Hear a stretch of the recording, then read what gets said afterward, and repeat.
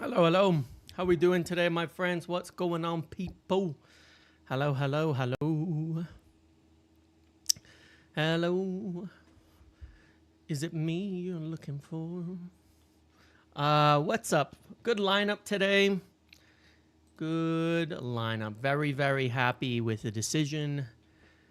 On the lineup, might be our best team. You throw Yoro and Mbumo in there, I would say it's closer to our best 11. So very happy with the selections today. Obviously, the biggest story of all, Kobbie Mainoo getting the start, as he should. Obviously, he's not like on the verge of some kind of disaster here. If he was like being shipped out, he probably wouldn't play.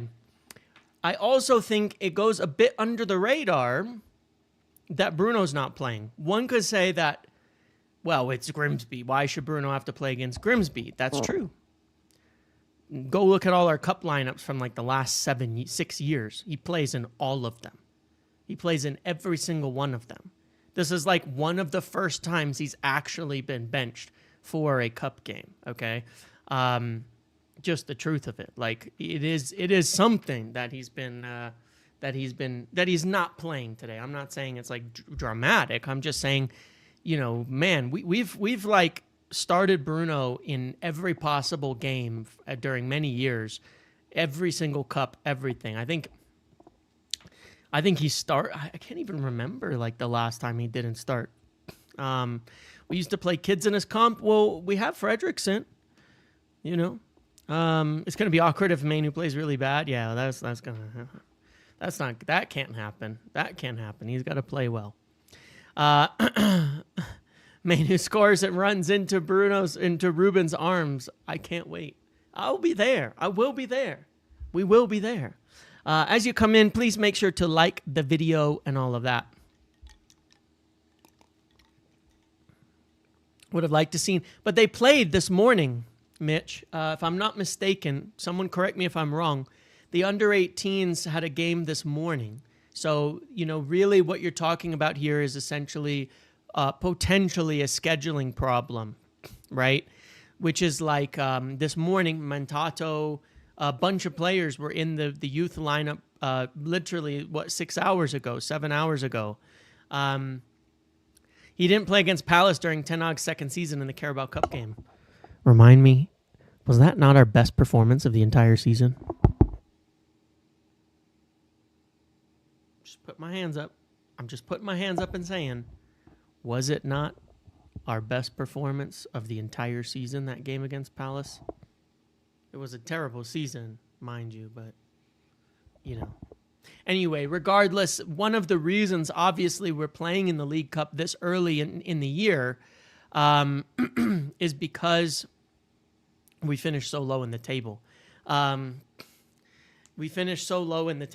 And so, usually we wouldn't be playing here at this point in time, right? I'm not 100% an expert on the ways that the draws are done, but if I'm not mistaken, we're in this round because we finished 15th, correct? Something like that. Oh, you know what other game he didn't play in?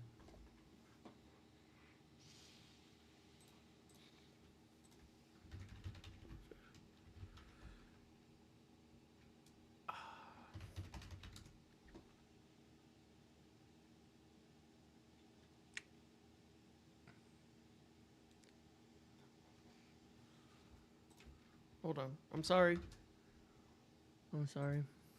I just needed to look at something. Jason, thank you for the donation. Thank you for that. Can I be part of the post-match rating? Oh, thank you. So I wanted to mention, I have to pick up my son immediately after the game today. Immediately after. I've got to get out the door and I got to go pick up. After that, I will be back and we will do the post-match, okay? Teams that don't play Europe make Europe play round 2. Okay. Thank you for that. I thought so. Just need to find something. I had a thought about something and now I can't remember. what it was. Maybe I'm wrong. Maybe I don't know what I'm talking about. Never mind. Doesn't matter. Yeah, I want to sit here and talk to you guys about this Kobbie Mainoo situation. You know what other game Bruno didn't start last season? Hold on. I need to see something.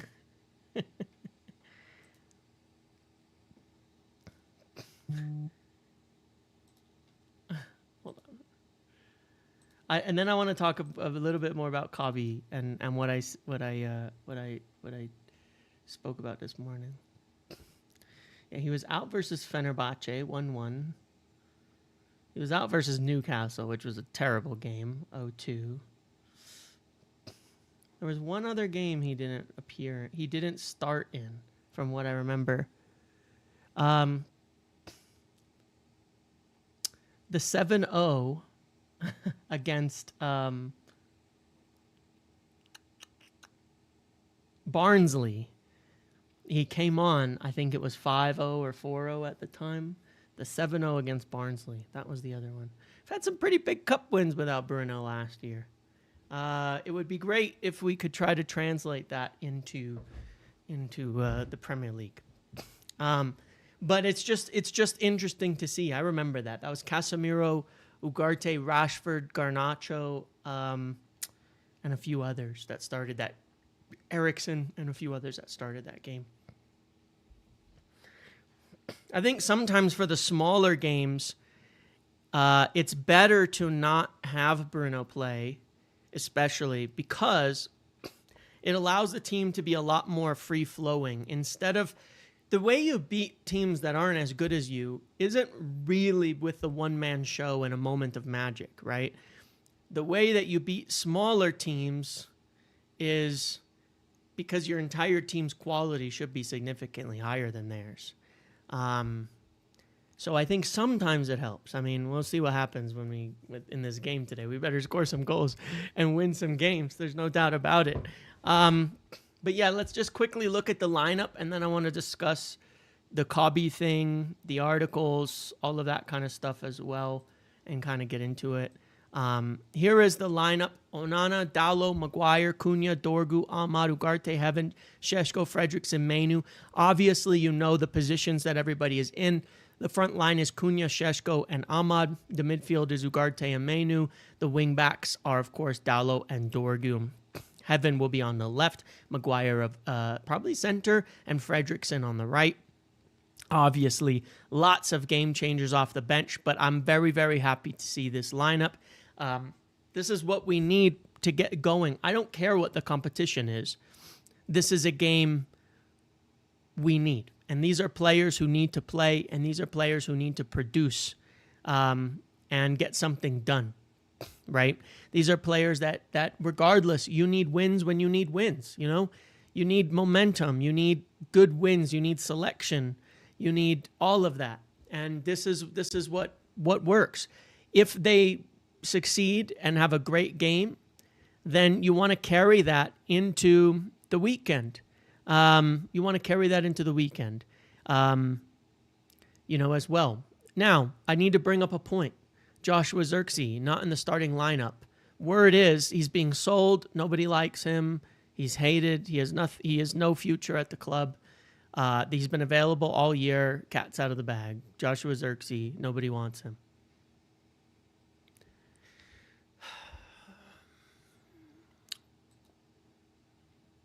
That's a joke. But look, regardless, the thing that I don't like I said, when I did my video this morning, there's a couple of things that I have to say about this. There's a couple of things that I find to be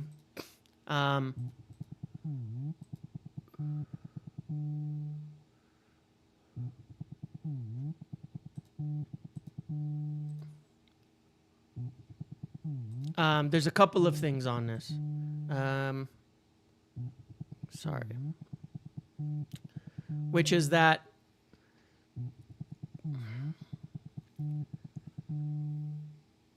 number one,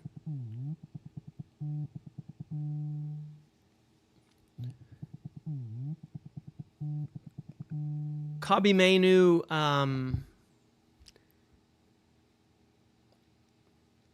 after January, they opened up and discussed a number of times a contract for him, right? They held multiple discussions. They've been pushing forward for a contract. So even though it hasn't been agreed, there's kind of a meaningful point there. Yeah, you guys could hear my phone buzzing. It's sitting on the desk. Why can't we treat Casemiro like Rasmus? Well, that's a good question. If we didn't want Kobbie, then why, of course, did we continue to open up a contract talks for Kobbie Mainoo? Why were we pushing for a contract with Kobbie Mainoo? Secondly, I will say on this, as I said this morning, one of the things that I really don't agree with, the idea that we were scouting for a midfielder, totally correct. The idea that we were scouting for an alternative to Bruno, I'm sure that that's correct too.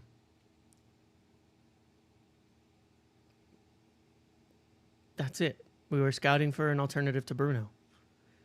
When we went into summer, there was a strong suggestion that Bruno Fernandes was leaving. You think they did? Like, I'm sure they saw that coming, by the way. I'm sure that they knew it was going to be a difficult, they weren't blindsided by the idea that Bruno might leave. Those talks have been ongoing. Those rumors had been there for over a month, the discussions. And then after the final, when they lost, I'm sure they're aware of it. Bruno nearly left last summer. He nearly left the summer that just has happened. And he's likely to leave next summer. They'd be foolish not to be looking at Bruno Fernandes alternatives. But Bruno is a lot closer to leaving than Kobbie Mainoo. A lot closer to leaving than Kobbie Mainoo. I don't think it needs to be stretched into anything else than that they were looking at potential replacements for Bruno Fernandes. Then when Bruno stayed, what did we do? We bought 3 forwards. That was the priority. We bought forwards. Because we weren't replacing Kobbie Mainoo. We weren't replacing any of them. And then, when we did move into the midfield, what are the names? That's my dog. When we did move into the midfield, what were the names that came up? What were the names that were discussed?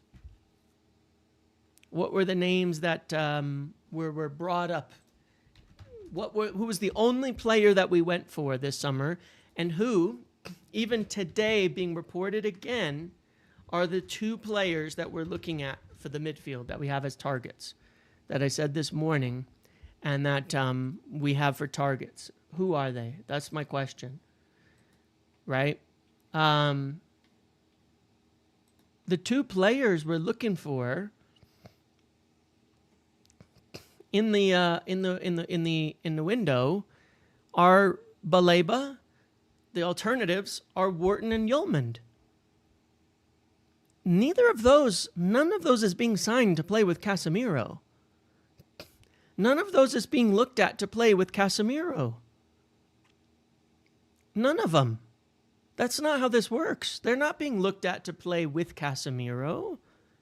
They're not being signed to play with him. That doesn't make any sense. So it's really obvious to me what has gone on here, which is that we want to keep Kobbie. We've intended to keep Kobbie. We've not really responded to inquiries all summer to sell Kobbie. We've even got inquiries in the last couple of days on Kobbie that we have not engaged with. We looked at forwards that could replace Bruno, not Kobbie, replace Bruno. When Bruno stayed, we shifted our focus elsewhere and then looked at midfielders who will replace Casemiro in the long term. So none of this to me adds up to a plan to replace Kobbie Mainoo. In fact, none of it looks like it was planning on him leaving at all. And I have not heard any intention for him to leave from anybody.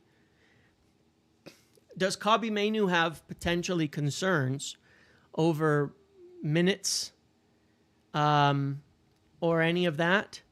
Of course. Why wouldn't he? Does he potentially want to clarify things with the club? Yes, absolutely. And make sure that he has a place in the team? Of course, absolutely. But so what? Beyond that, so what? He's there's nothing else in that, he wants to talk, he wants to figure it out. He wants to, sort out, make sure he's got a long-term future at the club, and they'll sort it out. That's what everybody wants. I'm not saying that something can't happen here. All right? I want to be really clear. I'm not saying that something cannot happen and Kobbie couldn't leave. All right? I'm not saying that. Of course, anything can happen in these. What I'm pushing back strongly against, that I really don't like, that I really, really, really don't like, is the idea that the club have been trying to push Kobbie Mainoo out. That's not true. That is just not true. It's just not. That aspect is not true. Kobbie might have concerns. And Ruben, as I've said and critiqued about Fulham, very likely got it wrong and should have brought him on and should have played. Okay? But they're not forcing him out. They're not, just because of that, they're not stopping him. They're not kicking him out of the team just because of that, That's just what's not true. Now, Kobbie can want a new contract. Kobbie can want to play. Kobbie can want all of that. That's fine. And anything could happen if he decides he's completely unhappy. But it is not true that the club have tried to push him out. That is not true. They have not made him for sale more than any other player in the squad. If they have somebody for sale, he's posting on Instagram right now saying, "Good luck, boys." Or they've been kicked out and they're taking pictures at Carrington today. You know who's for sale. You know who's being pushed out. Kobbie Mainoo's not been pushed out. And they haven't been recruiting his replacement. They've been recruiting for other positions. Anything could happen here. But the club have not tried to push him out at all. And that is a false narrative I really, really, really, really protest against. It's wrong. It's just wrong. It's just not true. That bothers me. And I don't think it's fair.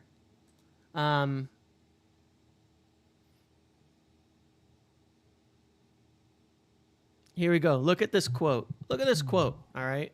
Real quick. Look at this quote.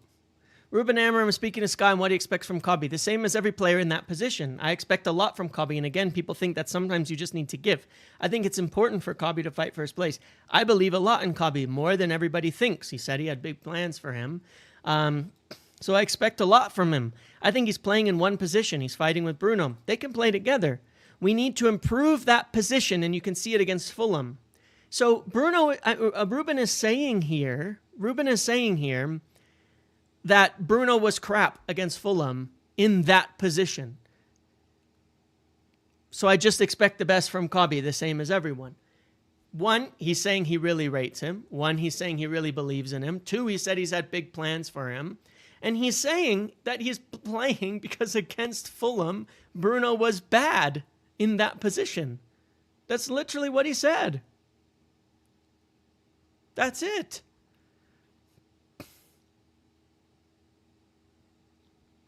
What else is there to say? Like, he's not being pushed out. He's not being forced out. He's not being sold.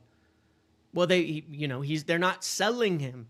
The reason the club aren't going to come out and say he's not for sale under any circumstances is because he doesn't have a new contract agreed with them. And their position is, if he wants to leave,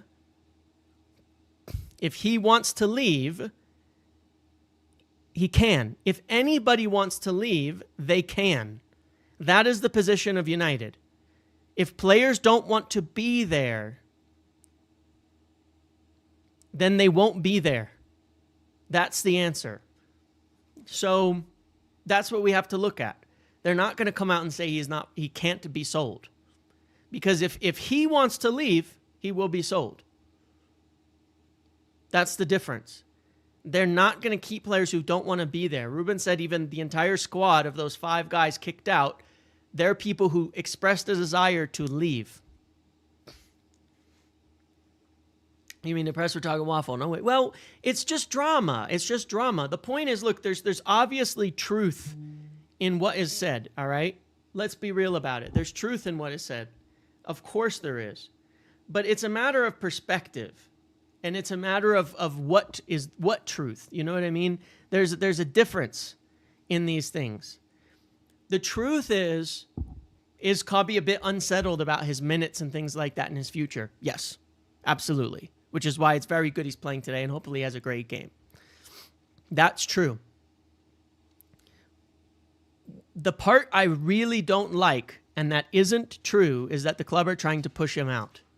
The narrative being built in that sense is not true. That's why I said it's not Amorim versus Kobbie, and it's not, they're not trying to get rid of academy players. I mean, Jesus Christ, guys. Last week, everybody was all oohing and ahhing about a report, which is accurate, that J.J. Gabriel was going to be training with Ruben Amorim in the first team at 14 years old. Just last week, we got that information, that report. And then this week, it's being painted like Amorim and them don't care about the academy, which is the worst, complete bullshit narrative alive. It's unbelievable.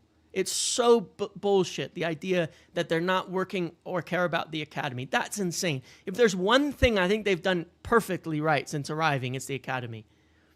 At the youth levels, what they've been doing has been exceptional. Exceptional at the youth levels. Their tallest defender's 5'11", Sesko to dominate. Hey, that's awesome. And it's just, there's certain narratives I'm going to completely protest against. I'm not going to like. And I'm not going to agree with. Fredricson is starting today. There's an academy player. Mainoo is starting today. There's an academy promotion. Like, Heaven was purchased as basically a youth player. He's playing again. I don't like it. I just push back against those things because there are narratives that are not true. That's all. We have to win more football games. That's it. And that's where we should start today. Start winning football games. So yeah, there's some unrest in Kobbie's camp. Yeah, Dorgu's still 20. There's some unrest in Kobbie's camp about his situation, right? Wanting to make sure he plays and all of that. Cool, got it. United aren't trying to push him out. United aren't trying to get rid of all youth players for profit. That's just not what happens. At the same time, he does need to play more. At the same time, Amorim does need to be more brave in his selections. At the same time, Amorim does need to win more football matches. All of those things can be true, but certain things are not. And that's what I'll go for. So today, I hope we get a big win here. We need this big win. I mean, we can't lose. Let's be real. We can't lose. Then it's all going to go into overdrive. But if we lose, then we've got serious problems to talk about. Okay? Then we've got serious problems to talk about. But it's a good lineup. Benjamin Sesko getting his first start as well. Cunha and Ahmad up in the front three with him. They should be able to score easy goals against this and get it. They do. They need to produce something that is straightforward in this game. That's what needs to happen, and we need to get a straightforward win. I like the midfield. I like what's going on there. If they play well and perform well, then obviously I think that helps.